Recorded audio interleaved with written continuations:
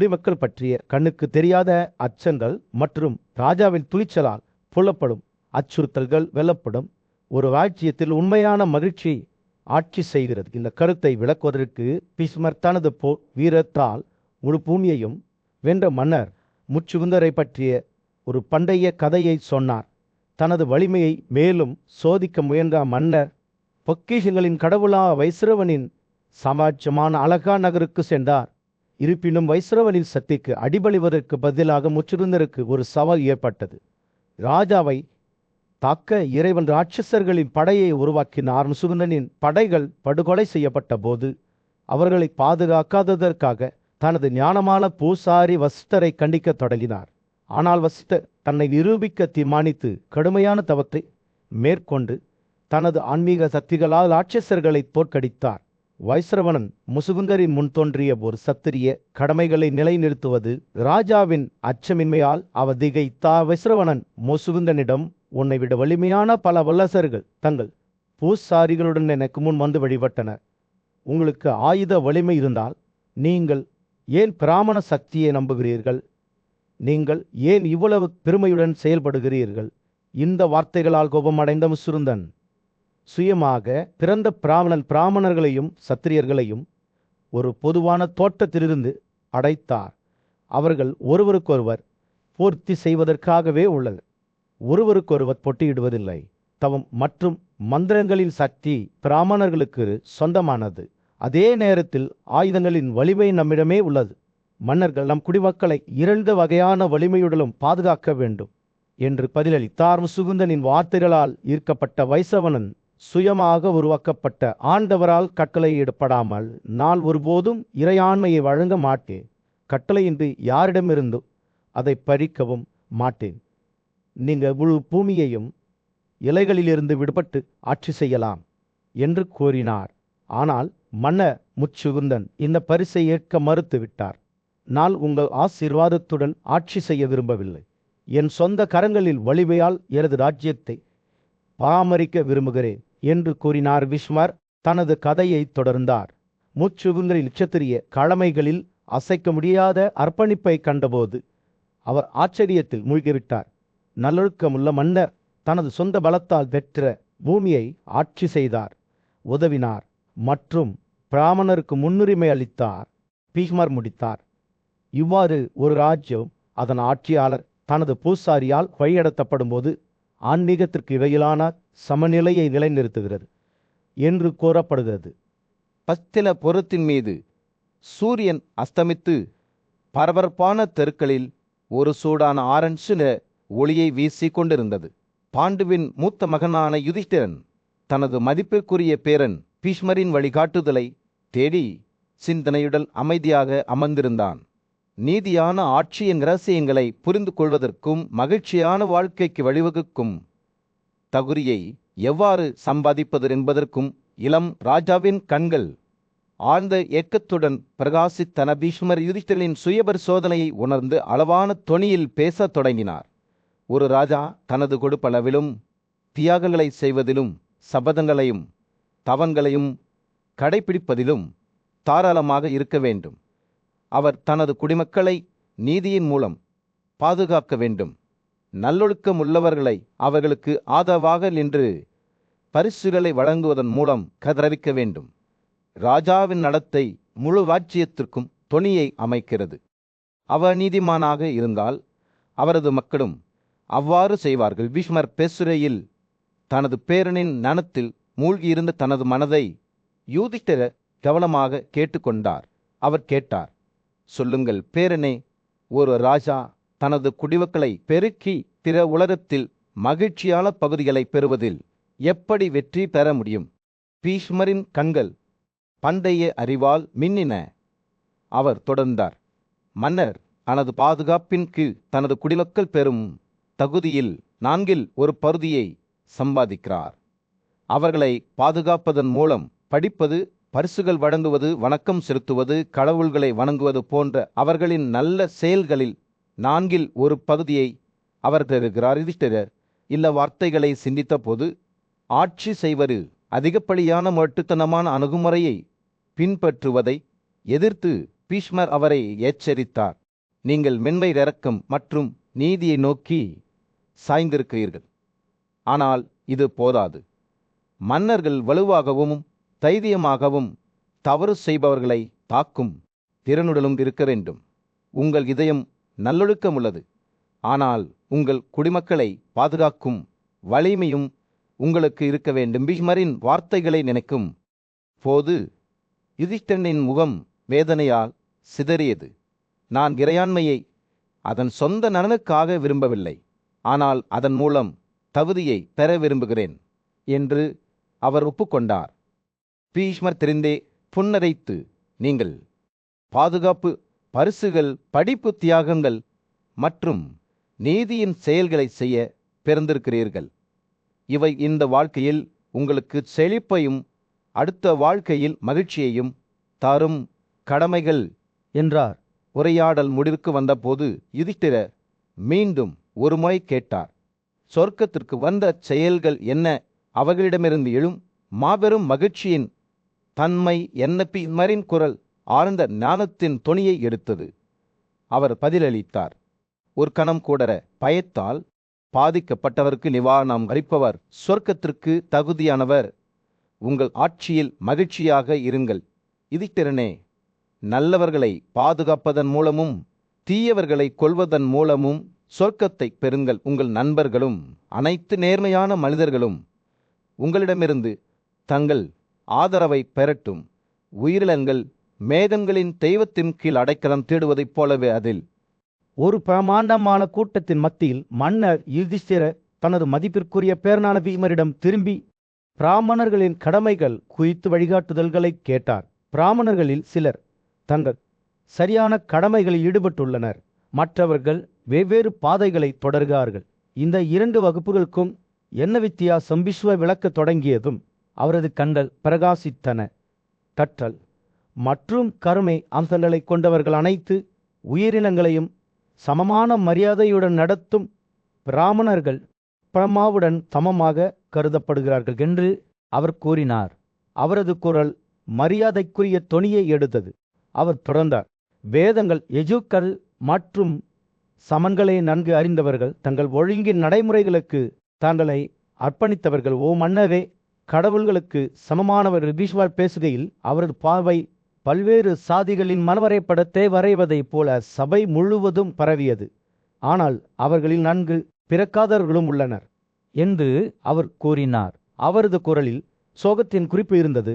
தங்கள் ஒழுங்கின் கடமைகளை கடைபிடிக்காதவர்கள், தீய நடைமுறைகளுக்கு அடிபணிந்தவர்கள். அவரது கண்கள் ஒரு களம் மேகமூட்டமாக இருந்தன.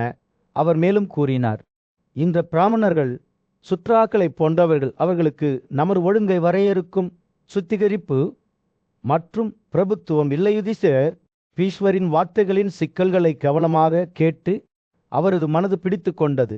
தனது மக்களை பாதுகாப்பது மட்டுமல்லாமல் சமூக வரிசை முறையை நிலைநிறுத்துவதும் ஒரு ராஜாவின் கடமை என்பதை அவர் அறிந்திருந்தார்.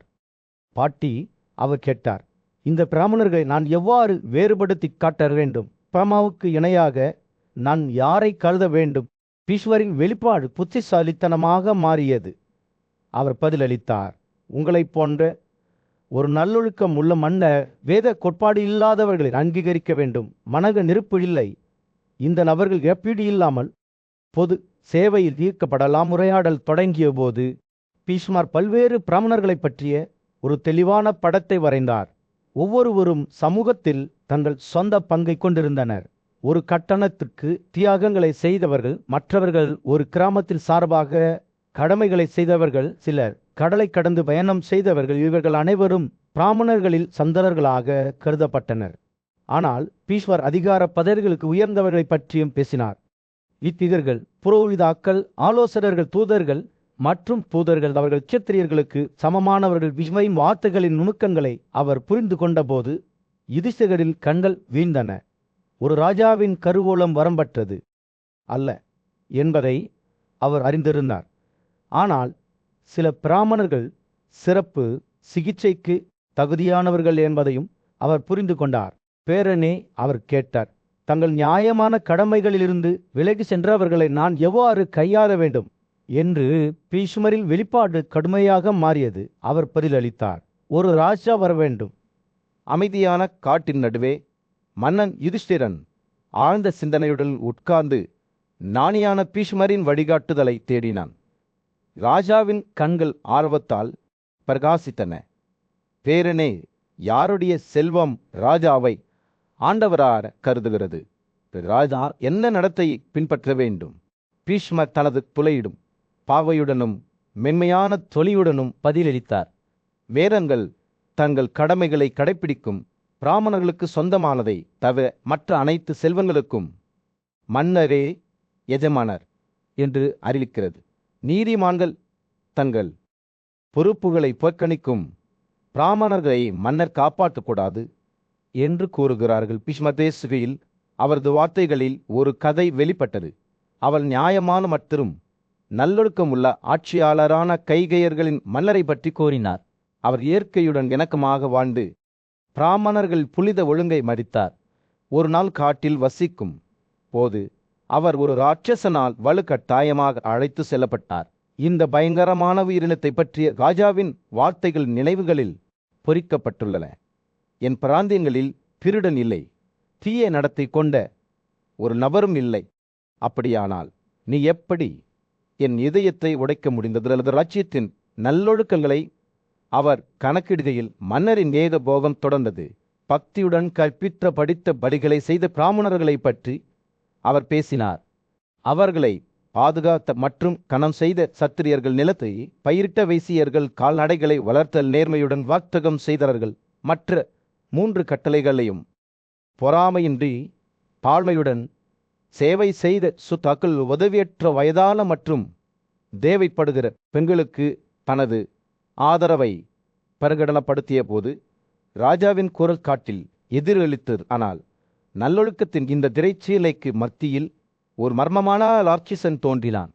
அதன் இருப்பு காற்றைப் போல புதிரானது. நீங்கள் எல்லா சூழ்நிலைகளிலும் கடமைகளை கடைபிடிப்பதால் அது கைகேயர்களின் ராஜாவிடம், உங்கள் இருப்பிடத்திற்கு திரும்பி செல்லுங்கள், நீங்கள் பாக்கியவான்கள், நான் உன்னை விட்டு செல்கிறேன் என்று சொன்னது. ராட்சசனின் வார்த்தைகள் ஆழமான புரிதலுடன் இருந்தன. கன்னி மற்றும் பிராமணர்களை பாதுகாப்பவர்களுக்கு அதன் வகையிலிருந்து பயப்பட ஒன்றுமில்லை. ராஜாக்களுக்கும் பிராமணர்களுக்கும் இடையிலான புனித பிணைப்பை பற்றி பேசுகையில் பீஷ்மர் தனது கதையை தொடர்ந்தார். பிராமணர்களை பாதுகாத்துக் கொள்ளுங்கள் என்று அவர் யுதிஷ்டிரரிடம் அறிவுறுத்தினார். பதிலுக்கு அவர்கள் உங்களை பாதுகாப்பார்கள். அவர்களில் ஆசீர்வாதங்கள் நிச்சயமாக நீதியான நடத்தை கொண்ட மன்னர்கள் மீது விடும். சூரியன் அடிவானத்திற்கு கீழே மூழ்கிய போது காட்டின் மீது ஒரு சூடான ஆரஞ்சு ஒளியை வீசும்போது பீஷ்மரின் வார்த்தைகள் ஒரு வாக்குறுதியைப் போல காற்றில் தொங்கவிடப்பட்டன. நீதியின் பொருட்டு தங்கள் கடமைகளை புறக்கணிக்கும் பிராமணர்கள் தண்டிக்கப்பட வேண்டும் மற்றும் தங்கள் மேலதிகாரிகளிடமிருந்து பிரிக்கப்பட வேண்டும். தனது மக்களை நோக்கி இவ்வாறு நடந்து கொள்ளும் ஒரு ராஜா இங்கே திருப்பை பெறுவார், இந்திரனுடன் சொர்க்கத்தில் வசிப்பார். பெரும் கொந்தளிப்பு மற்றும் துயரத்தின் மத்தியில் நீதியான மன்னரான யுதிஷ்டிரன் மதிப்புக்குரிய போர் வீரரான பீஷ்மரின் ஆலோசனையை நாடினார். பிராமணர்கள் அவர் கேட்டார். தேவைப்படும் நேரங்களில் க்ஷத்திரிய கடமைகளை செய்வதன் மூலம் தங்களை ஆதரிக்கலாம். ஆனால் வைசியர்களின் தொழில்களை பின்பற்றுவதன் மூலம் அவர்கள் எப்போதாவது தங்களை தாங்களே தக்க வைத்து கொள்ள முடியுமா? பீஷ்மர் தனது புத்திசாலித்தனமான மற்றும் மென்மையான நடத்தையுடன் பதிலளித்தார். ஒரு பிராமணன் துயரத்தில் விழுந்து தனது ஆதரவை இழக்கும் போது அவர் சத்திரிய கடமைகளை செய்ய முடியாவிட்டால் விவசாயம் மற்றும் கால்நடை வளர்ப்பு போன்ற ஒரு வைசிய நடைமுறைகளை அவர் உண்மையில் மேற்கொள்ளலாம். யுதிஷ்டிரனின் ஆர்வம் தூண்டப்பட்டது. ஒரு பிராமணர் ஒரு வைசியரின் கடமைகளை ஏற்றுக்கொண்டால் அவர் கேட்டார். சொர்க்கம் குறித்த தனது எதிர்பார்ப்பை இழக்காமல் அவர் என்ன பொருட்களை விற்க முடியும்? பீஷ்மரின் கண்கள் ஞானத்தால் பிரகாசித்தன. ஒரு பிராமணன் சில பொருட்களை விற்பதை தவிர்க்க வேண்டும் என்று அவர் கூறினார். மதுபானம், உப்பு, எள் விதைகள், மான்கள், காளைகள், தேன், இறைச்சி மற்றும் சமைத்த உணவு ஆகியவற்றை கொண்ட விலங்குகள் இவற்றை விற்பனை செய்வதன் மூலம் ஒரு பிராமணன் நரகத்தில் மூழ்கிவிடுவார். யுதிஷ்டிரனின் புருவம் கவலையில் மூழ்கியது. பீஷ்மர் தொடர்ந்தார்.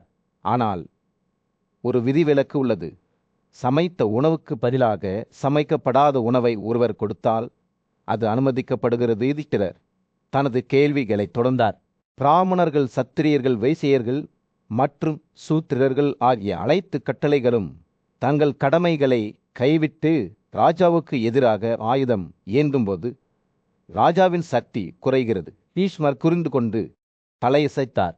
அத்தகைய காலங்களில் அனைத்து கட்டளைகளும் பரிசுகள், தவம், தியாகங்கள், அமைதி, சுய கட்டுப்பாடு ஆகியவற்றின் மூலம் தங்கள் நலனை ஏட வேண்டும் என்று அவர் கூறினார். பீஷ்மரின் வார்த்தைகள் சமூக ஒழுங்கு எவ்வாறு செயல்பட வேண்டும் என்பதற்கான ஒரு தெளிவான படத்தை வரைந்தன.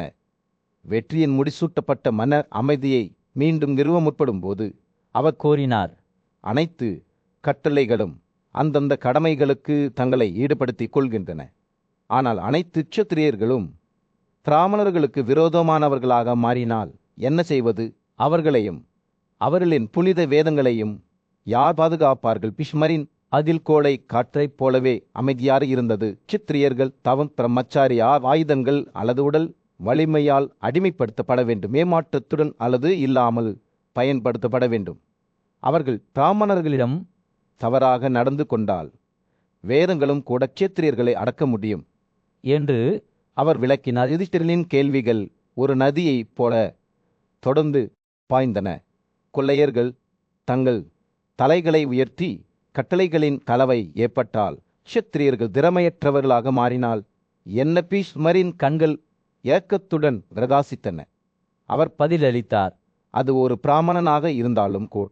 ஒரு மகத்தான தியாகத்தின் மத்தியில் நீதிமானான மன்னன் யுதிஷ்டிரன் தனது மதிப்பிற்குரிய பேரனான பீஷ்மரின் ஆலோசனையை நாடினார்.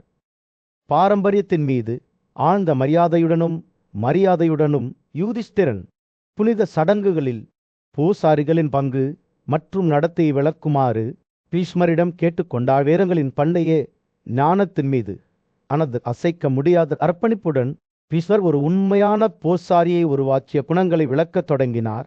சந்தாக்கள் மற்றும் சமணர்களை பற்றி தெரிந்தவர்கள் சிறுதிகளில் குறிப்பிடப்பட்டுள்ளபடி அனைத்து சடங்குகளையும் செய்ய முடியும். அவர்கள் நமது பூசாரிகள் என்று அவர் கூறினார். விசுவாசம், இணக்கமான பேச்சு மற்றும் ஒருவருக்கொருவர் கருணை ஆகியவற்றின் முக்கியத்துவத்தை வலியுறுத்தியதான் பீஷ்மரின் கண்கள் நம்பிக்கையுடன் பிரகாசித்தன. கொடூரம், பொய் மற்றும் வட்டி ஆகியவற்றுக்கு எதிராக அவர் எச்சரித்தார்.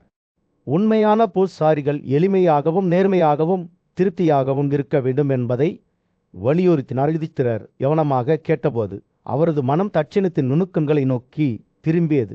பூசாரிகளுக்கு அவர்களின் சேவையை பாராட்டும் அடையாளமாக வழங்கப்பட்ட பரிசு தட்சிணத்தின் அளவை நிர்வகிக்கும் ஒரு நிறுவப்பட்ட கட்டளை இருக்கிறதா, அல்லது அது தியாகியின் விருப்பத்திற்கு விடப்பட்டதா என்று மன்னர் கேள்வி எழுப்பினார். பீஷ்மரின் பதில் தெளிவாக இருந்தது. வேதங்களை புறக்கணிப்பதன் மூலமோ அல்லது வஞ்சகத்தாலோ பொய்யாகவோ யாரும் ஆசீர்வாதத்தையோ தகுதியையோ பெறுவதில்லை. வேதங்களின் ஊட்டச்சத்துக்கும் பூசாரிகளின் நல்வாழ்வுக்கும் தட்சிணம் இன்றியமையாதது என்று அவர் விளக்கினார்.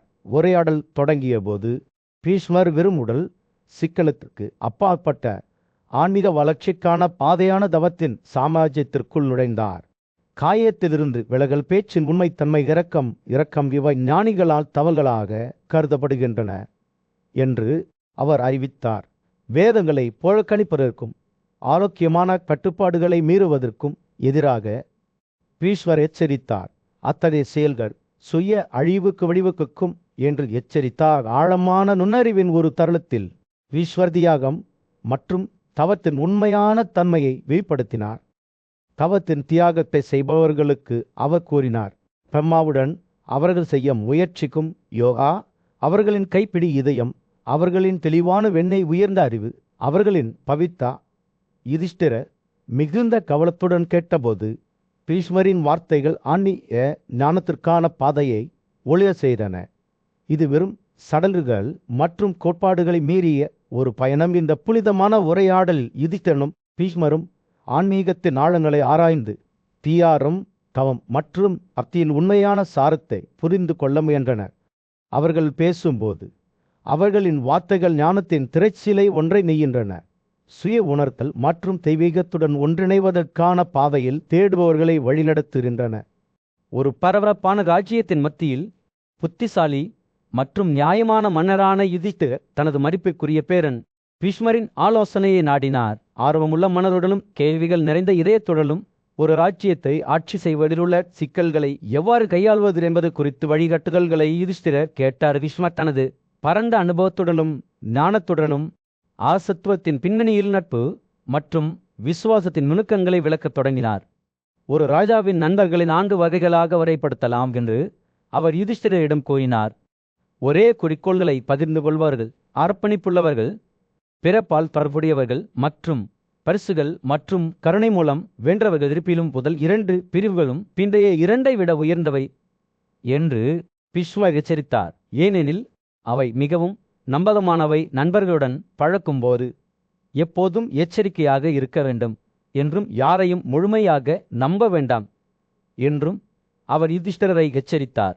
கவனக்குறைவாக இருக்கும் ஒரு ராஜா எப்போதும் மற்றவர்களால் ஆதிக்கம் செலுத்தப்படுகிறார் என்று அவர் கூறினார். தானமான ஆலோசனையையும் வழிகாட்டுதலையும் வழங்கக்கூடிய நம்பகமான ஆலோசகரை கொண்டிருப்பதன் முக்கியத்துவத்தை பீஷ்மர் வலியுறுத்தினார். இந்த நபர் புத்திசாலியாகவும் நல்ல நினைவாற்றல் கொண்டவராகவும் வணிகத்தின் பரிவர்த்தனையில் திறமையானவராகவும் இருக்க வேண்டும்.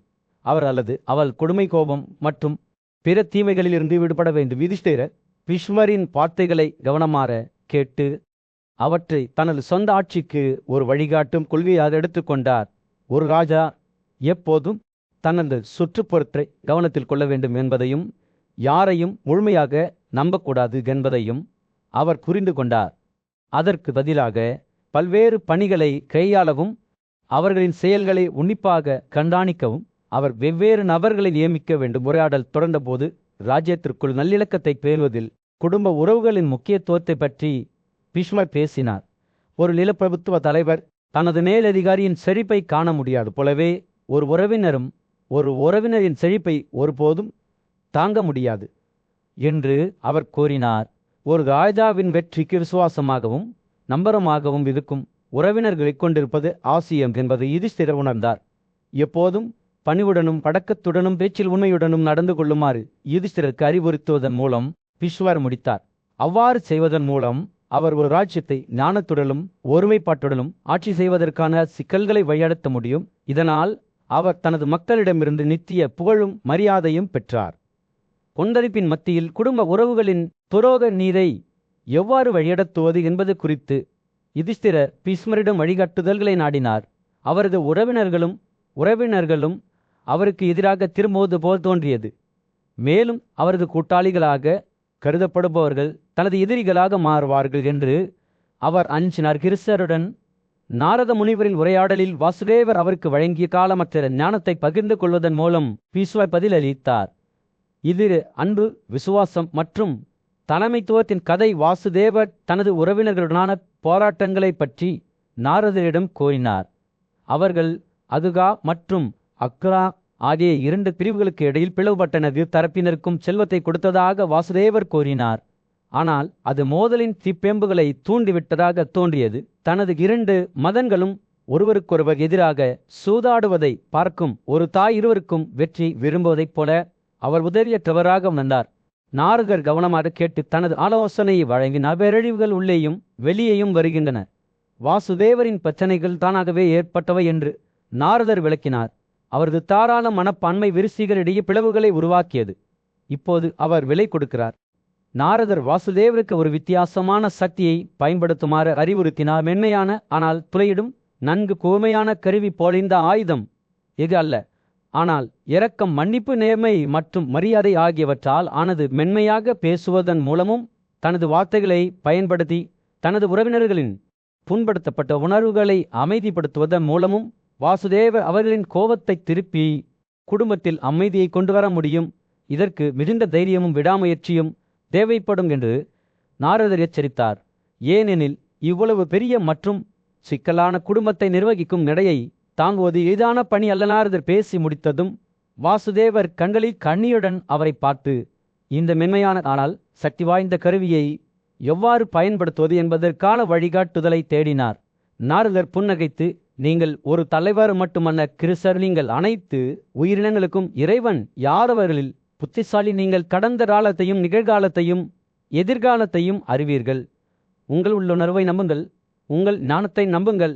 உங்கள் குடும்பத்தின் காயங்களை குணப்படுத்த இந்த ஆயுதத்தை பயன்படுத்துங்கள். அந்த தருணத்தில் தான் என்ன செய்ய வேண்டும் என்பதை அறிந்த வாசுதேவர் கருணை, மன்னிப்பு மற்றும் மரியாதையின் சக்தியை பயன்படுத்தி தனது வார்த்தைகளை பயன்படுத்தி விரிசிகளுக்கு அமைதி மற்றும் ஒற்றுமையை மீண்டும் கொண்டு வருவார். மேலும் நாரதரின் ஆசீர்வாதத்துடன் தனது குடும்பத்திற்குள் ஏற்பட்ட பிளவுகளை சரிசெய்ய ஒரு பயணத்தை தொடங்கினார். அதற்கு பெரும் வலிமையும் தைரியமும் தேவைப்படும் என்பதை அறிந்திருந்தார். ஆனால் தனது சொந்த ஞானத்தையும் தலைமையையும் நம்பினார். ஞானியான பீஷ்மர் யுதிஷ்டிரருக்கு முன்னால் நின்று ஒரு ராஜாவின் நலன்களை முன்னேற்றுவதற்கான இரண்டாவது வழியை வழங்கத் தொடங்கினார். உங்கள் கருவூலத்தை மோசடி செய்ததை பற்றிய தகவல்களுடன் உங்களிடம் வரும் ஒரு நபர் தனிப்பட்ட முறையில் பார்வையாளர்களை வழங்க வேண்டும்.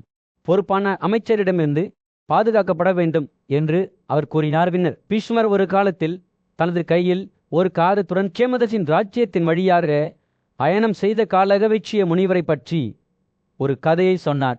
காகங்கள் நிகழ்காலம், கடந்த காலம் மற்றும் எதிர்காலம் பற்றி தனக்கு சொன்னதாக முனிவர் அறிவித்தார். மேலும் அவர் இந்த அறிவை பயன்படுத்தி ராஜாவின் அரசவையில் உள்ள அனைத்து அதிகாரிகளின் தவறான செயல்களையும் கவனித்தார். காலகரிச்சியா இறுதியாக ராஜாவை சந்தித்தபோது அமைச்சரின் மோசடி பற்றிய உண்மையை வெளிப்படுத்தினார். என் காகம் இதை எனக்கு சொல்கிறது. குற்றச்சாட்டின் பொய்யை விரைவாக ஒப்புக்கொள்ளுங்கள் அல்லது நிரூபிக்க உந்தங்கள். குற்றத்தால் கோபமடைந்த அதிகாரிகள் கலாகரிச்சியாவுக்கு எதிராக சரித்திட்டம் தீட்டி அவர் தூங்கிக் கொண்டிருந்த போது அவரது காகத்தை துளைத்தனர். தனது பறவை இறந்திருப்பதைக் கண்டு முனிவர் விழித்தபோது அவர் மீண்டும் ஒரு முறை ஆலோசரிடம் சென்று பாதுகாப்பு கோரினார். நான் உங்களிடம் வந்துள்ளேன் என்று அவர் கோரினார். என் பக்தியால் தூண்டப்பட்டு என் முழு மனதுடன் உங்களுக்கு சேவை செய்ய தயாராக இருக்கிறேன். நல்லரை செய்ய வேண்டும் என்ற விருப்பத்தால் கலரவைச்சியா தூண்டப்பட்டிருப்பதை உணர்ந்த மன்னர் சுதந்திரமாக பேச அவைக்கு அனுமதி வழங்கினார். முனிவர் தொடர்ந்தார்.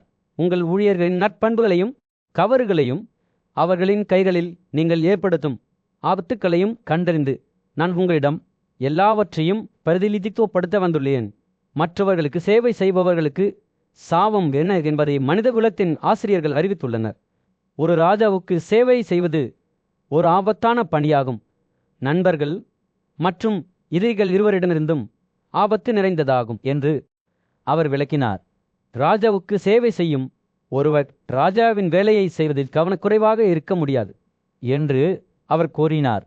உண்மையில் செழிப்பை பெற விரும்பும் ஒரு ஊழியர் தனது கடமைகளை செய்வதில் கவனக்குறைவை கட்டக்கூடாது. அவர் பேசும்போது பீஷ்மரின் கண்கள் பிரகாசமாக தோன்றின, ஏனெனில் அவர் தனது சொந்த கண்ணால் இந்த வார்த்தைகளின் உண்மையை கண்டார்.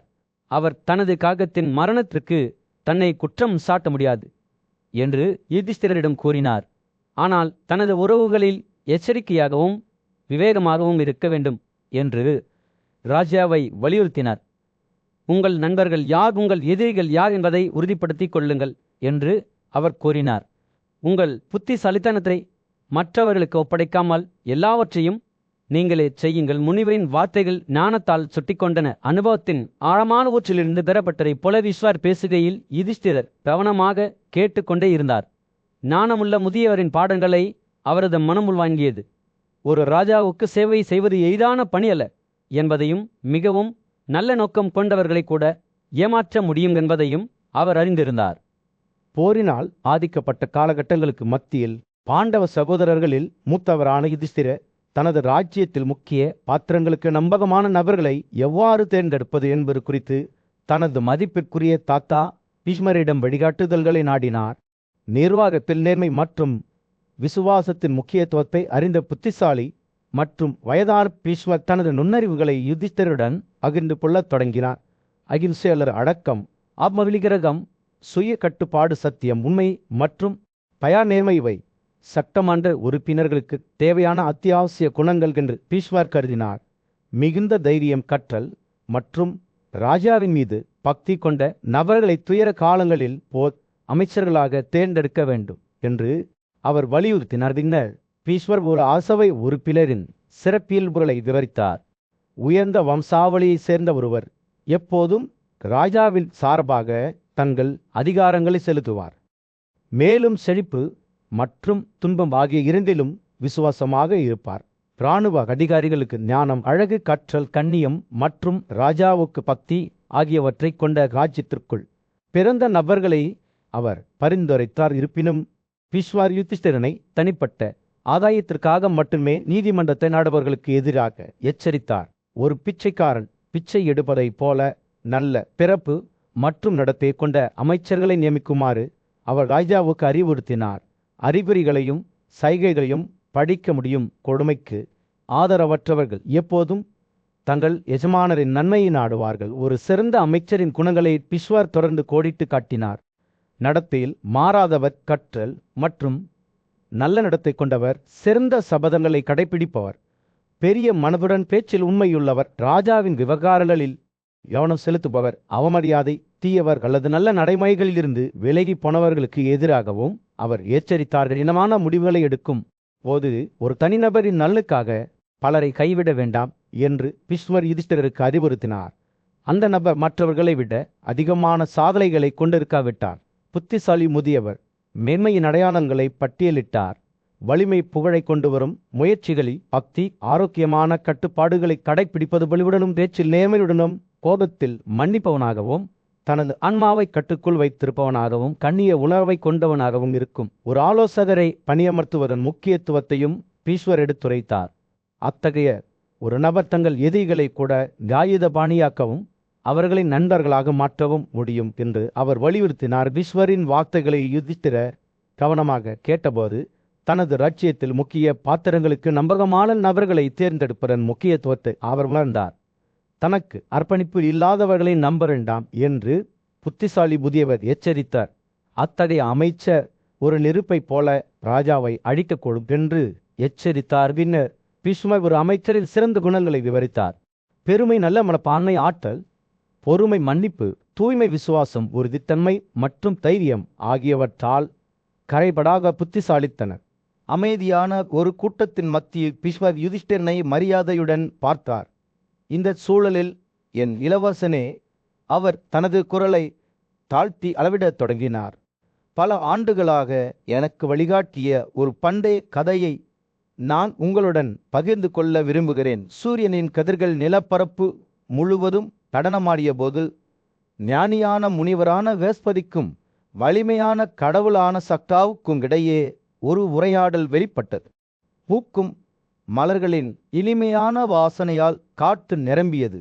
சக்தர் கேட்டார், ஓ மரியாதைக்குரியவன், என்ன ஒரு செயல் ஒரு நபரை மகத்துவத்திற்கு உயர்த்த முடியும் என்று சொல்லுங்கள். அனைத்து உயிரினங்களிடையேயும் அவர்களை பாராட்டுவது எது? பிரகஸ்பதியின் கண்கள் ஒரு தெளிவான இரவில் நட்சத்திரங்களைப் போல பிரகாசித்தன. அவர் பதிலளித்தார், சக்தா பேச்சின் இணக்கமே திறவுகோலை கொண்டுள்ளது. இந்த நல்லொழுக்கத்தை பயிற்சி செய்வதன் மூலம் ஒருவர் அனைத்து உயிரினங்களிடையேயும் பாசத்தையும் மரியாதையையும் பெறுகிறார். இது கேட்டவர்களுக்கு மகிழ்ச்சியை தருகிறது. மேலும் ஒவ்வொரு மென்மையான வார்த்தையுடனும் ஒருவர் அன்பின் பிணைப்பை உருவாக்குகிறார். பிரகஸ்பதி பேசுகையில் அவரது வார்த்தைகள் ஒரு அமைதியான காட்டின் பேரின் உருவங்களை சித்தரிக்கின்றன. அங்கு பறவைகள் சுழலும் ஏகளுடன் இணக்கமாக பாடுகின்றன. கடுமையாக பேசும் ஒரு நபர் புருவங்களால் முகம் பொறிக்கப்பட்டுள்ளது. அனைத்து உயிரினங்களிலும் வெளியேற்றப்படுகிறார் என்று அவர் எச்சரித்தார். ஆனால் புன்னகையுடனும் கனிவான வார்த்தைகளுடனும் மற்றவர்களை வரவேற்கிறவர் அவர்களின் இதயங்களை வெல்வார். சாத்தா கவனமாக கேட்டான். அவரது வெளிப்பாடு ஆர்வம் மற்றும் சிந்தனையின் கலவையாகும். அவர் கேட்டார், இனிமையான பேச்சு இல்லாமல் கொடுக்கப்பட்ட பரிசுகள் கூட பெறுநருக்கு மகிழ்ச்சியை தாது. வேஸ்வதி தலைதைத்தார்.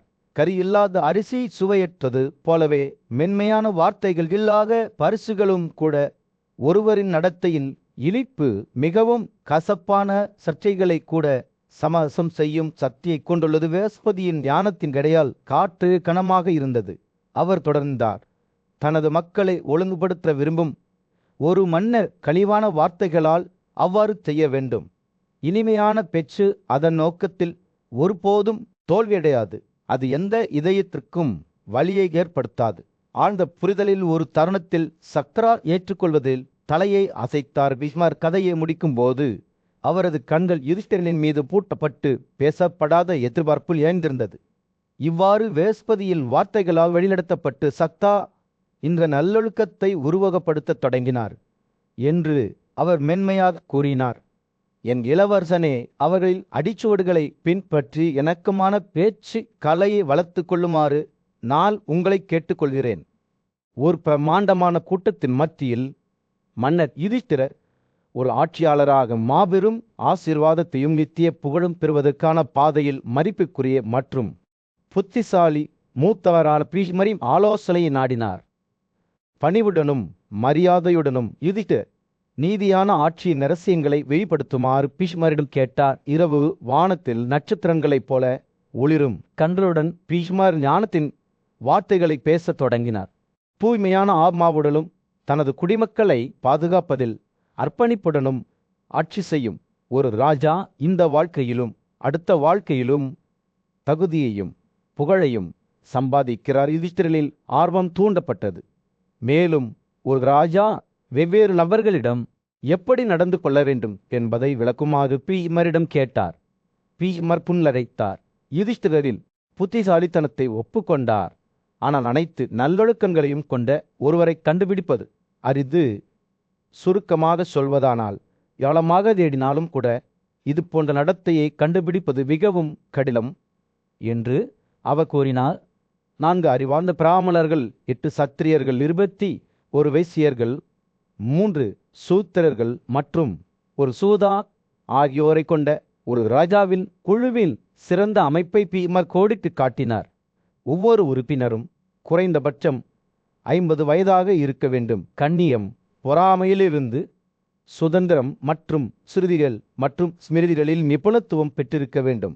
இந்த ஞானமுள்ள நபர்களுடன் மன்னர் கலந்தாலோசிக்க வேண்டும். அவர்கள் அரசு விஷயங்களில் ஆலோசனை வழங்குவார்கள். பீஷ்மர் பேசுகையில் அவரது வார்த்தைகள் நீதியான ஆட்சியின் திரைச்சியைப் போல இருந்தன. வைப்புத்தொகை செய்யப்பட்ட பொருட்களை பறிமுதல் செய்வதற்கோ அல்லது சர்ச்சைக்குரிய சொத்துக்களை கையகப்படுத்துவதற்கோ எதிராக அவர் யுதிஷ்டிரரை எச்சரித்தார்.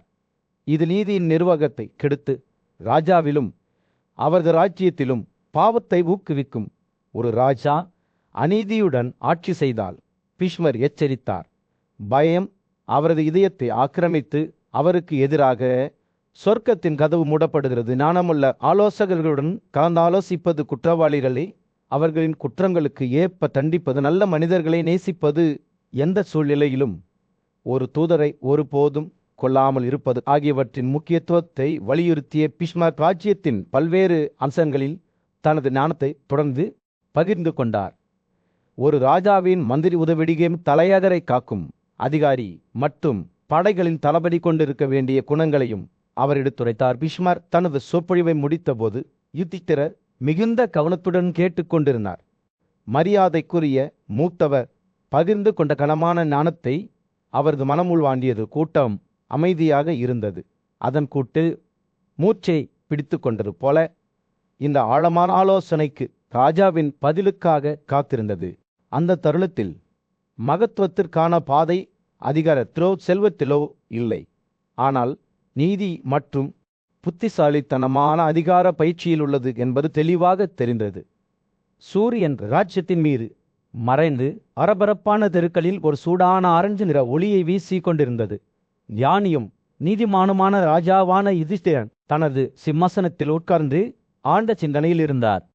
அவர் தனது மதிப்பிற்குரிய தாத்தா பீஷ்மரிடம் திரும்பி வழிகாட்டுதலை கேட்டார். வாட்டி என்று கேட்ட யுதிஷ்டிரன், ஒரு மன்னன் எந்த வகையான நகரத்துக்குள் வசிக்க வேண்டும்? அவர் ஏற்கனவே கட்டப்பட்ட ஒன்றை தேர்ந்தெடுக்க வேண்டுமா அல்லது குறிப்பாக கட்டப்பட்ட ஒன்றை தேர்ந்தெடுக்க வேண்டுமா? பேசத் தொடங்கியதும் பீஷ்மரின் கண்கள் ஞானத்தால் பிரகாசித்தன.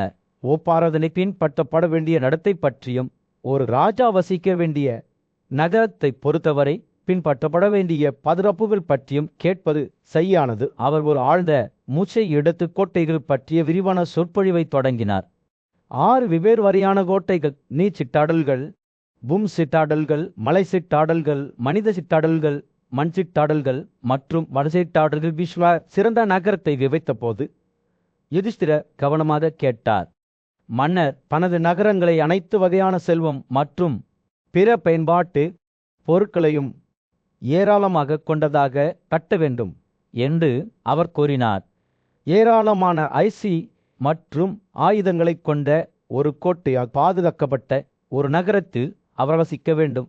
இது ஊடுருவ முடியாத சுவர்கள் மற்றும் அரணிகளால் பாதுகாக்கப்படுகிறது. விஸ்வர் பேசுகையில் புரிதலுடன் யுதிஷ்டிரரின் கண்கள் வீழ்ந்தன.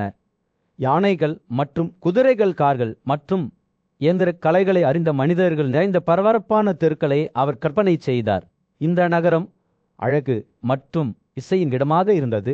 அங்கு வேத பாடல்கள் காற்றில் எதிரொலித்தன. ராஜாவின் கடமைகள் மற்றும் பொறுப்புகளை கோடிட்டு காட்டி பீஷ்வர் தொடர்ந்து யுதிஷ்டிரருக்கு வழிகாட்டினார். அவர் தனது நகரங்கள் மற்றும் மாகாணங்களில் உள்ள அனைத்து புஷ்பரயோகங்களையும் தீமைகளையும் சரிபார்க்க வேண்டும் என்று அவர் கூறினார். அவர் அனைத்து வகையான பொருட்களையும் சேகரித்து தனது ஆயுதங்களை கவனமாக நிரப்புவதில் பணியாற்ற வேண்டும். நாணமுள்ள முதியவர் நீதிமான்களை கரிப்பதன் முக்கியத்துவத்தையும் அநீதிகளை தண்டிக்க வேண்டியதன் முக்கியத்துவத்தையும் வலியுறுத்தினார். மன்னர் துறவிகளை கதவிக்க வேண்டும். சரியான காலங்களில் அவர்களுக்கு பரிசுகளை வழங்க வேண்டும் என்று அவர் கூறினார். விஸ்வர் தனது பேச்சை முடித்தவுடன் யுதிஷ்டிரர் தனது சிம்மாசனத்தில் இருந்து எழுந்தார். அவர் முகத்தில் உறுதியான தோற்றம் இருந்தது. அத்தகைய நகரத்தை கட்டுவதற்கு பெரும் முயற்சியும் அர்ப்பணிப்பும் தேவைப்படும் என்பதை அவர் அறிந்திருந்தார். ஆனால் அவர் சவாலை எதிர்கொள்ள தயாராக இருந்தார். இளம் மன்னரின் உற்சாகத்தால் மகிழ்ச்சி அடைந்த விஸ்வர் புன்னகைத்தார். மன்னர் எந்த நகரத்தில் வசிக்க வேண்டும் என்பதற்கான அறிகுறிகளை நான் இப்போது சுருக்கமாக உங்களுக்கு சொன்னேன் என்று அவர் கூறினார். அதனுடன் யுதிஷ்டிரர் நீதி மற்றும் செழிப்புக்கு ஒரு பிரகாசமான எடுத்துக்காட்டாக இருக்கும் ஒரு நகரத்தை கட்ட புறப்பட்டார். அவரது புத்திசாலித்தனமான மற்றும் நியாயமான ஆட்சியின் கீழ் அவரது மக்கள் செழிக்கக்கூடிய ஒரு இடம். ஒரு பிரமாண்டமான கூட்டத்தின் மத்தியில் மூத்த பாண்டவ சகோதரான யுதிஷ்டிர பாரத வம்சத்தின் புத்திசாலித்தனமான மற்றும் மரியாதைக்குரிய தாத்தா பீஷ்மரின் ஆலோசனையை நாடினார்.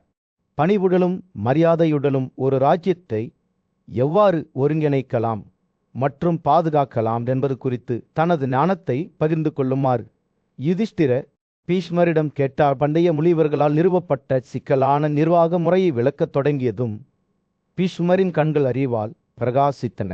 ஒவ்வொரு கிராமத்துக்கும் ஒரு தலைவர் நியமிக்கப்பட வேண்டும் என்று அவர் கூறினார். 10 கிராமங்களுக்கு மேல் ஒரு கண்காணிப்பாளர் இருக்க வேண்டும். இந்த சங்கிலி கட்டளை தொடர்ந்தது. 20 கிராமங்களை மேற்பார்வையிடும் அதிகாரிகளுடன் பின்னர் 100, இறுதியாக 1000. பீஷ்மர் பேசுகையில் அவரது வார்த்தைகள் யுதிஷ்டிரரின் மனதில் தெளிவான உருவத்தை வரைந்தன. தலைமை அதிகாரி கிராமவாசிகளை கவனமாக கவனித்து அவர்களின் பலம் மற்றும் பலவீனங்களை குறிப்பிட்டு தனக்கு மேலே உள்ள கண்காணிப்பாளரிடம் மீண்டும் புகாரளிப்பதை அவர் கற்பனை செய்தார். இந்த அமைப்பு திறமையானதாகவும் நியாயமானதாகவும் வடிவமைக்கப்பட்டுள்ளது. ஒவ்வொரு அதிகாரியும் ஒரு குறிப்பிட்ட எண்ணிக்கையிலான கிராமங்களுக்கு பொறுப்பேற்க வேண்டும். ஆனால் பீஷ்மர் அதோடு நிற்கவில்லை. வரி விதிப்பின் முக்கியத்துவத்தை அவர் விவரித்தார். அரசர் தானும் தனது மக்களும் அவரிடமிருந்து பயனடையும் வகையில் வரிகளை வசூலிக்க வேண்டும் என்று விளக்கினார். மன்னர் எப்போதும் தனது மக்களிடையே வெறுப்புக்கு வழிவகுக்கும் செயல்களை தவிர்க்க வேண்டும் என்று அவர் எச்சரித்தார். வெறுப்புக்கு ஆளான ஒரு மன்னர் தனது நன்மைக்காக ஒருபோதும் பெற முடியாது. யுதிஷ்டிரர் பீஷ்மரின் வார்த்தைகளை கவனமாக கேட்டு ஒரு சோலையில் ஒரு வறண்ட பயணியைப் போல குடித்தார். பீஷ்மரின் ஆலோசனையில் உள்ள ஞானத்தை அவர் கண்டார். அவரிடமிருந்து கற்றுக்கொள்வது அவசியம் என்பதை அறிந்திருந்தார். பீஷ்மர் தொடர்ந்தார். ஒரு கன்றுக்குட்டி தன் தாயின் பாலை உரிச்சுவது போல அரசன் தனது ராஜ்யத்தை பாலூட்ட வேண்டும். பசு அதிகமாக பாலூட்டப்பட்டால் அந்த கன்று பலவீனமடைந்து அதன் உரிமையாளருக்கு அதிக சேவை செய்ய முடியாது. ராஜ்யத்திற்கும் பராமரிப்பு மற்றும் வளர்ப்பு ஏவைப்படும் ஒரு உயிரினத்திற்கும் இடையிலான ஒப்புமையை பார்த்து யுதிஷ்டிரர் புரிந்து கொண்டு தலையசைத்தார். பீஷ்மர் பேசி முடித்ததும் யுதிஷ்டிரர் ஒரு பிரமிப்பு மற்றும் நன்றியுணர்வை உணர்ந்தார்.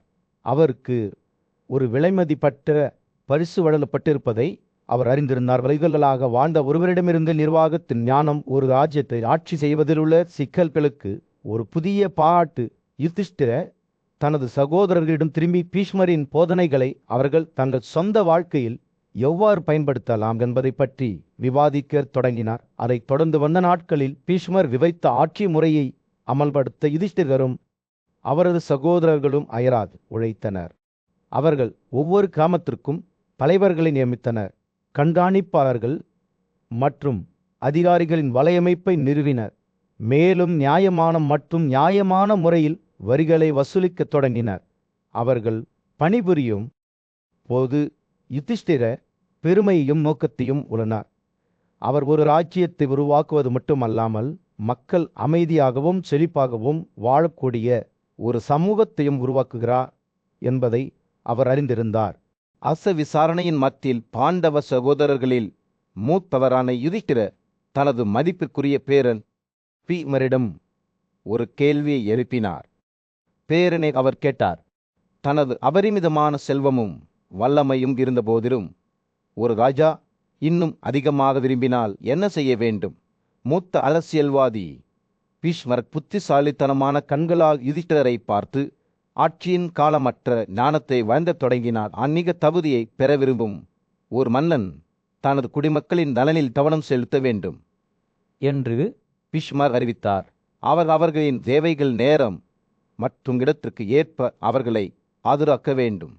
தகவலறிந்த முடிவுகளை எடுக்க தனது புத்திசாலித்தனத்தையும் சக்தியையும் பயன்படுத்த வேண்டும். ஒரு விடாமுயற்சியிலுள்ள தேனி மலர்களிலிருந்து தேனை சேகரிப்பது போல மன்னர் தனது ராஜ்யத்தின் வளர்ச்சிக்கு தேவையான வளங்களை அதன் திறனை அழிக்காமல் கவனமாக பிரித்தெடுக்க வேண்டும். பீஷ்மர் தொடர்ந்தார். ஒரு மாடு மேய்ப்பவர் பசுவுக்கு தீங்கு விளைவிக்காமலோ அல்லது கன்றுக்குட்டியை அலட்சியப்படுத்தாமலோ மெதுவாக பாலூட்டுவது போல ஒரு புத்திசாலி ஆட்சியாளர் தனது குடிமக்களிடமிருந்து பெற வேண்டும். அவர் இரத்தத்தை உறிஞ்சும் ஒரு லீக்கை போல இருக்க வேண்டும். எச்சரிக்கையுடனும் கட்டுப்பாட்டுடனும் அவ்வாறு செய்ய வேண்டும். மன்னர் தனது மக்களை நோக்கி தனது குட்டிகளை சுமந்து செல்லும் புலியைப் போல நடந்து கொள்ள வேண்டும். மென்மையான ஆனால் உறுதியானவர் கவனத்துடன் அவர்களை தொடுகிறார். ஆனால் ஒருபோதும் அவர்களின் இதயங்களை துளைக்கவில்லை. பீஷ்மர் பேசுகையில் ஆளுகைக்கும் இரக்கத்திற்கும் இடையிலான நுட்பமான சமநிலையை விளக்கும் வரையில் ஒருவருங்களின் ஒரு சிக்கலான திரைச்சீலை அவர் நகர்த்தினார். ஒரு ராஜா தும்பும் வேங்குகளின் கால்களை தீங்கு விளைவிக்காமல் பெற்றிருந்த எலியைப் போல இருக்க வேண்டும் என்று அவர் கூறினார். ஒரு இளம் காளையை பயிற்றுவிக்கும் ஒரு நபரைப் போல அவர் தனது குடிமக்கள் மீது படிப்படியாக தனது கோரிக்கைகளை அதிகரிக்க வேண்டும். அவர்கள் தங்கள் பங்கை சுமக்கும் பழக்கம் ஏற்படும் வரை தேவையில்லாமல் அதிகப்படியான வரிகள் அல்லது அபராதங்களை விதிப்பதற்கு எதிராக பீஷ்மர் யுதிஷ்டிரரை எச்சரித்தார். ஏனெனில் இது மக்களிடையே அதிருப்திக்கும் கிளர்ச்சிக்கும் மட்டுமே வழிவகுக்கும். அதற்கு பதிலாக மன்னர் தனது குடிமக்களில் முக்கியமானவர்களை சமரசம் செய்து படிப்படியாக சாமானிய மக்களை கட்டுப்பாட்டுக்குள் கொண்டு வர வேண்டும் என்று அவர் பரிந்துரைத்தார். வெறும் வேண்டுதல்கள் மட்டும் போதாது என்று புத்திசாலித்தனமான மூத்தவர் எச்சரித்தார். ஒரு ஆட்சியாளர் தனது இலக்குகளை அடைய அளவான மற்றும் மென்மையான வழிகளை பயன்படுத்த வேண்டும். குடிப்பழக்கம், பொது பெண்கள், சூதாட்டக்காரர்கள் மற்றும் சூதாட்டக்காரர்கள் போன்ற சமூகத்திற்குள் ஒழுங்கற்ற கூறுகளின் செல்வாக்கை சரிபார்க்குமாறு அவர் யுதிஷ்டிரருக்கு அறிவுறுத்தினார். ஏனெனில் அவர்கள் ராஜ்யத்தில் குழப்பத்தின் விதைகளை விதைத்தனர். குடிமக்களை பாவம் செய்வதிலிருந்து கட்டுப்படுத்துவதன் முக்கியத்துவத்தையும் பீஷ்மர் வலியுறுத்தினார். ஏனெனில் அவர்களின் ஆட்சியாளர் அவர்களின் தகுதிகள் மற்றும் தீமைகள் இரண்டையும் பகிர்ந்து கொண்டார். அவ்வாறு செய்ய தவறிய ஒரு மன்னர் தனது மக்களின் பாவங்களில் 1/4 அனுபவிப்பார் என்று அவர் எச்சரித்தார். அதேபோல் அவர் அவர்களின் தகுதிகளில் 4/1 பெறுவார். பீஷ்மர் தனது ஆலோசனையை முடித்தவுடன் யுதிஷ்டிரர் கவனமாக கேட்டு மலையில் வறண்ட நிலப்பானங்களைப் போல தனது பேரனின் ஞானத்தை உள்வாங்கினார்.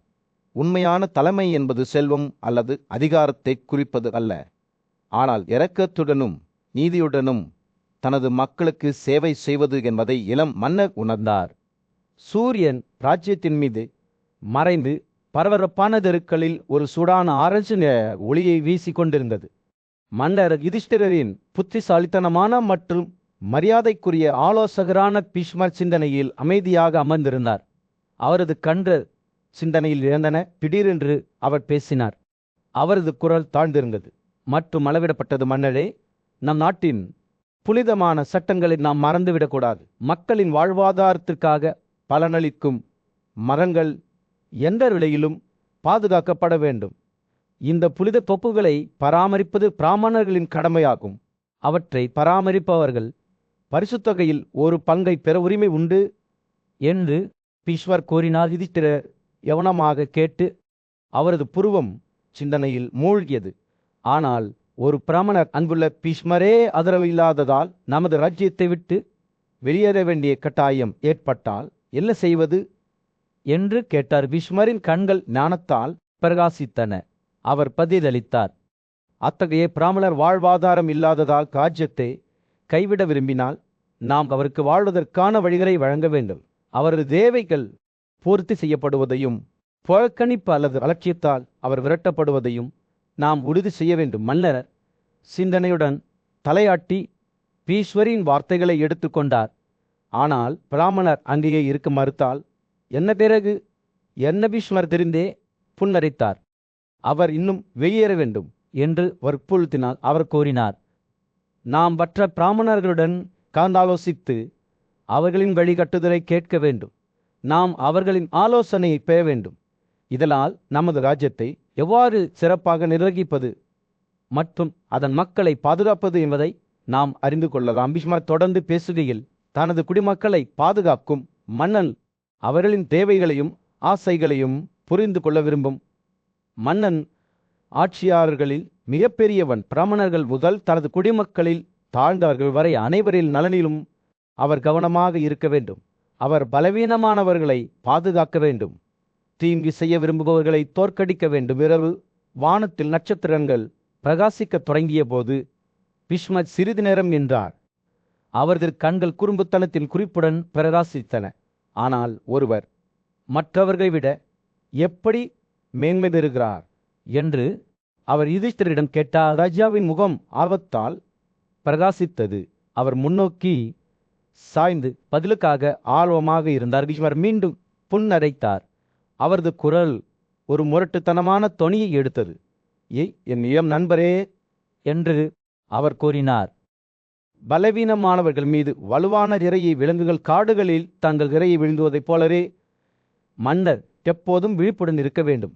தனக்கு தீங்கு விளைவிப்பவர்களைப் பற்றியும் அவர் பாதுகாக்க வேண்டியவர்களைப் பற்றியும் எப்போதும் கவனமாக இருக்க வேண்டும். இரவு செல்ல செல்ல பீஷ்மரின் வார்த்தைகள் யுதிஷ்டிரரை சுற்றி ஞானத்தின் ஒரு திரைச்சீலை வரைந்து நிர்வாகத்தின் ரகசியங்களையும் அதிகாரத்திற்கும் இரக்கத்திற்கும் இடையிலான நுட்பமான சமநிலையும் அவருக்கு கற்பித்தன. மன்னர் அதை கேட்கும்போது அவரது இதயம் பிரகாசமடைந்து ஒரு புதிய நோக்கு உணர்வால் நிரம்பியது.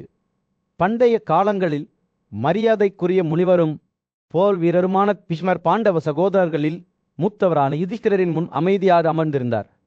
அவர் தேசத் தொடரும் போது அவரது கண்கள் 1000 கலைகளை உள்ளே வைத்திருப்பது போல் தோன்றியது. பீஷ்மர் யுதிஷ்டிரனை மிகுந்த ஞானமும் அறிவாற்றலும் கொண்ட முனிவரான உதச்சருக்கும் நாட்டின் மல்லரான மந்தத்திற்கும் இடையே ஒரு காலத்தில் நடந்த ஒரு உரையாடலை நான் உங்களுக்கு நினைவுபடுத்துகிறேன்.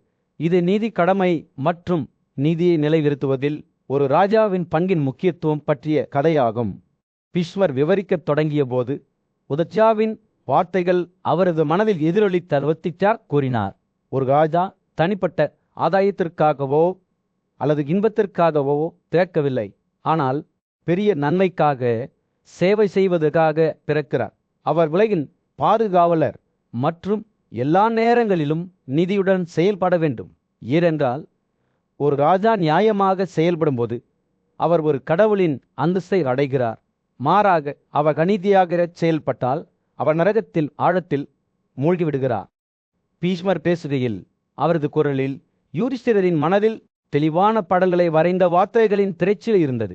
அனைத்து உயிரினங்களும் ஓய்வெடுக்கும் அடித்தளம் நீதி மற்றும் அதன் கொள்கைகளை நிலைநிறுத்த மன்னரை நம்பியிருப்பது எப்படி என்பதை அவர் விவரித்தான். நீதியை நிலைநிறுத்தும் ஒரு அரசன் உண்மையிலேயே ஒரு அரசன்தான் என்று உதச்ச கூறினார். அவர் தனது மனசாட்சியால் வழிநடத்தப்பட வேண்டும்.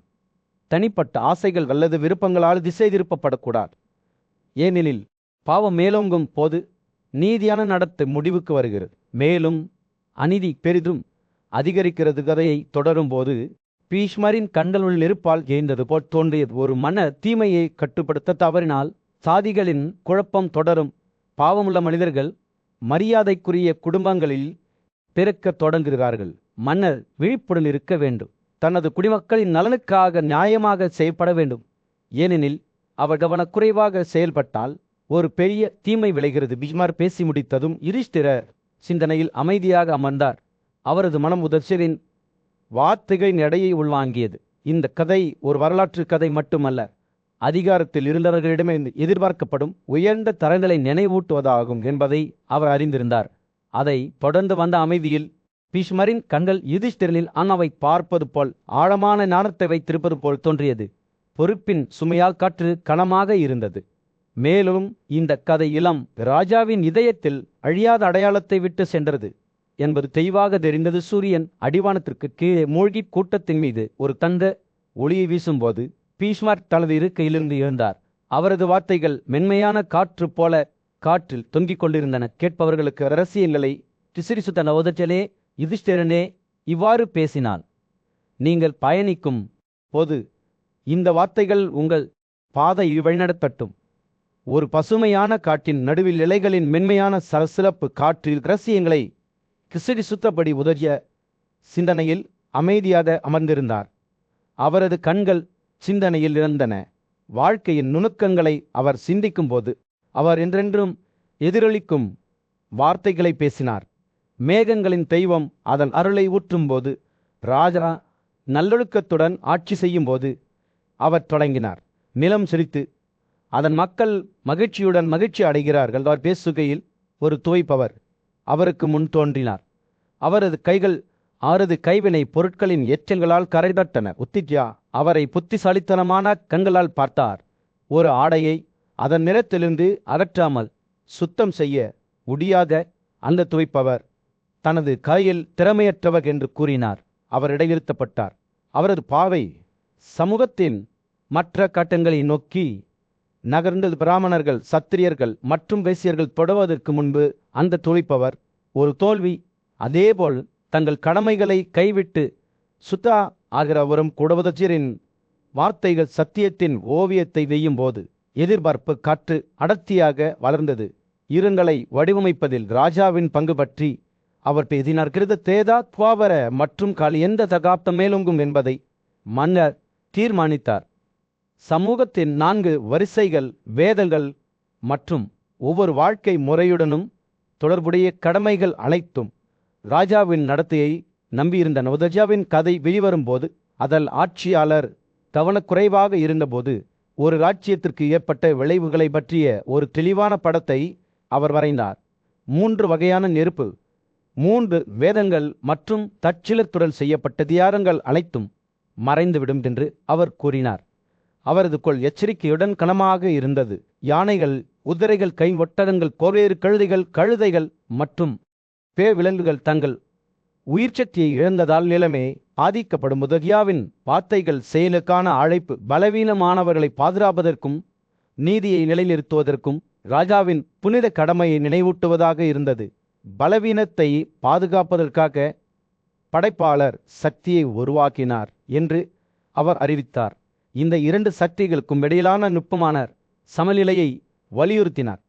அனைத்து உயிரினங்களும் ராஜாவை தங்கள் படைப்பாளராகவும் அழிப்பாளராகவும் பார்த்தன. மேலும் அவர்கள் நல்லிணக்கத்துடன் வாழ்வதை உறுதி செய்வது அவரது பொறுப்பாகும். முதஜாவின் சொற்பொழிவு முடிவுக்கு வந்தபோது மன்னரான மந்தாத்திரி தனது கடமைகளின் சுமையால் அவரது இதயம் களமாக கவனமாக கேட்டார். கதை சொல்லியின் வார்த்தைகள் அவருக்குள் ஒரு நோக்க உணர்வை எழுப்பியது. அவர் ஒரு ஆட்சியாளர் மட்டுமல்ல, தனது மக்களில் பாதுகாவலர் மற்றும் நீதியின் சாம்பியன் என்பதையும் நினைவூட்டுகிறது. அதை தொடர்ந்து வந்த அமைதியில் உதர்ஜாவின் இறுதி வார்த்தைகள் ஒரு ஆசீர்வாதத்தைப் போல காற்றில் தொங்கிக் கொண்டிருந்தன. ராஜாவே, யமன் நீதிமான்கள் அனைவருக்கும் அவதாரமான கடவுள் தனது புலன்களை அடக்கி வைப்பதன் மூலம் அவர் பெரும் செல்வத்தை பெறுவதில் வெற்றி பெறுகிறார். அவற்றை அடக்கிக் கொள்ளாமல் இருப்பதன் மூலம் அவர் பாவம் செய்கிறார். ஒரு பிரம்மாண்டமான கூட்டத்தின் மத்தியில் நீதிமானான மன்னன் யுதிஷ்டிரன் வணக்கத்திற்குரிய பிறனான பீஷ்மரிடம் திரும்பி தன்னை ஒரு நியாயமான ஆட்சியாளராக எப்படி நடத்துவது என்று வழிகாட்டினார். பேரனே, நான் எப்படி நடந்து கொள்ள வேண்டும் என்று கேட்டார். இது இணையற்ற நல்லொழுக்க வாழ்க்கை வாழ்ந்தவரிடமிருந்து ஞானத்தை நாடினாதான்